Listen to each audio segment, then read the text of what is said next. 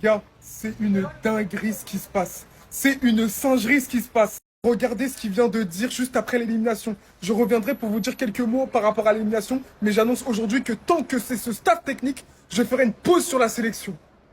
C'est bien ce que je disais dans mon débrief. Pape Gueye est sorti, il n'était pas content.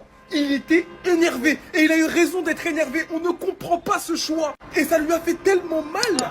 Personne, aucun Sénégalais n'a compris ce choix. Et à cause de ça, ça a causé notre perte. Le mec contre l'Irak, il rentre, il met doublé. Il qualifie la sélection. C'est le meilleur milieu de l'histoire sénégalaise. Et il sort à la 60e minute dans un match quand c'est chaud comme ça. Alors qu'il faisait une prestation XXL. Le mec, il a fait une saison complète à Villarreal. Il a enchaîné les 90 minutes. On ne comprend rien. Il faut dire les termes, il faut appeler un chat un chat. C'est une trahison qu'a fait Pape Thiaw envers Pape Gueye. Après, je ne sais pas quels sont les tenants et les aboutissants de ce qui s'est passé en interne. Mais je suis désolé, rien que sur le terrain, ces deux matchs, ça veut tout dire.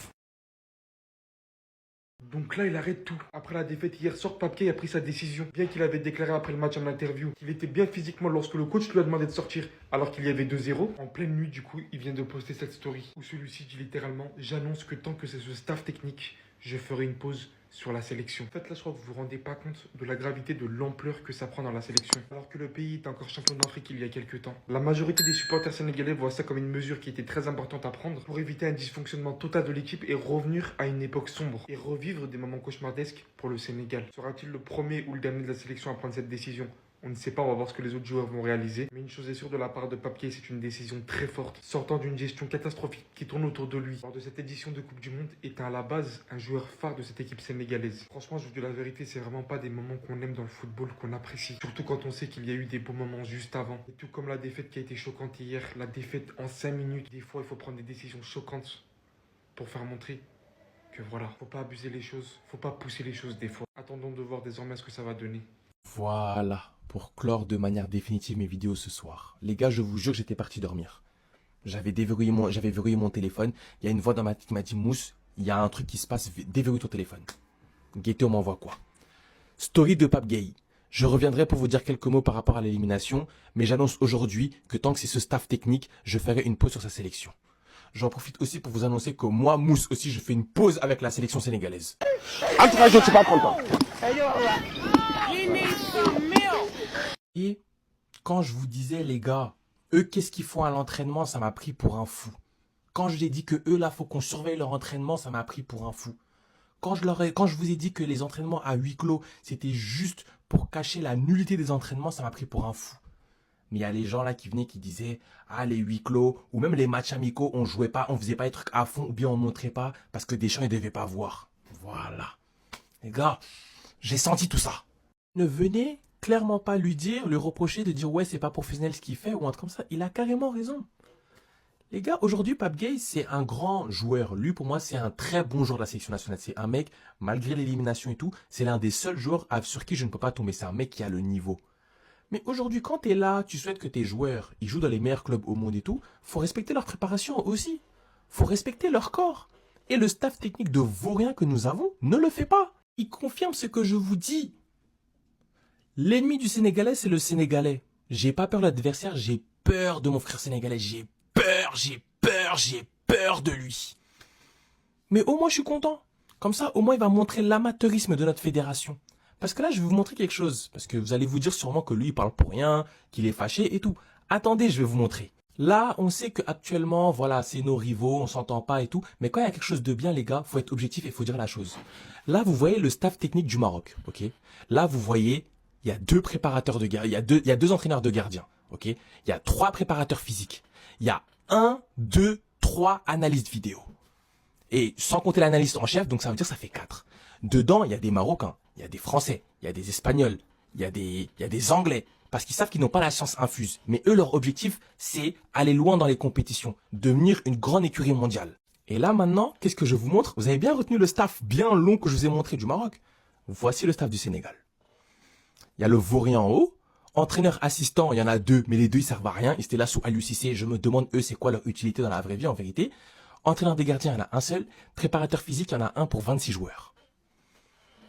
En fait, au bout d'un moment, les gars, le travail en interne et tout, tu peux tromper personne avec ça.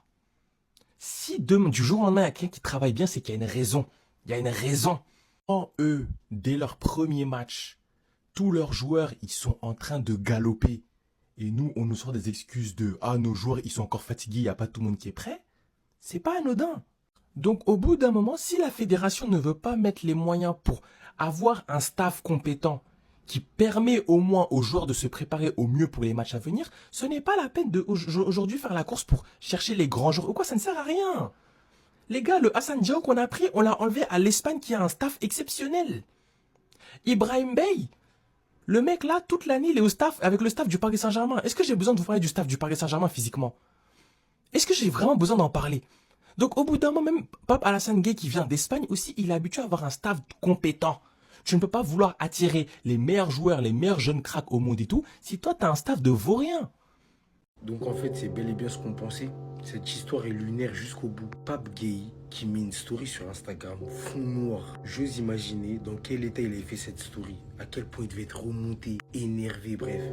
Je reviens pour vous dire quelques mots par rapport à l'élimination. Mais j'annonce aujourd'hui que tant que c'est ce staff technique, je ferai une pause sur la sélection.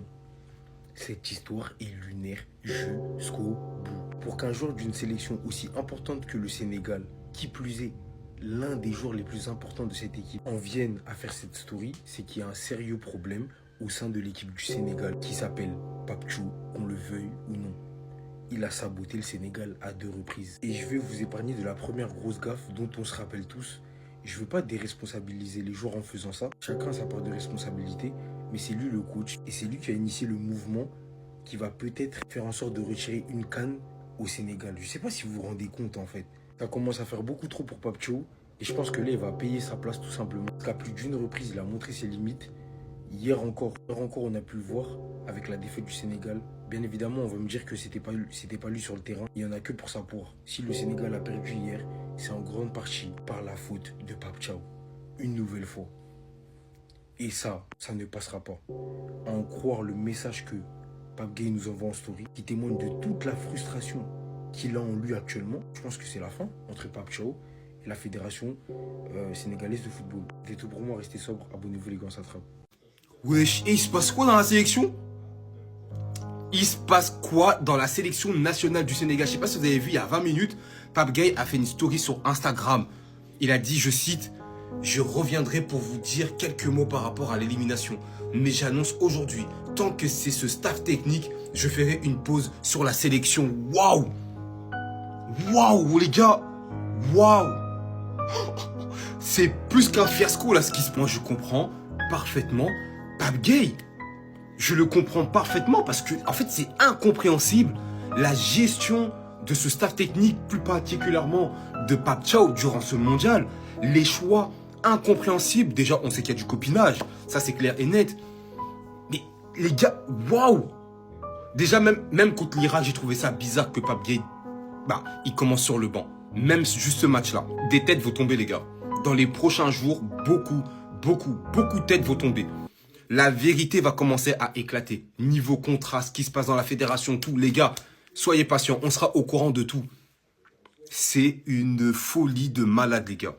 J'ai même pas de mots, j'ai même pas plus d'arguments que ça. Tellement que c'est désastreux ce qui se passe. En tout cas, vous dites-moi ce que vous pensez sur ce les gars, on reste branchés. Peace.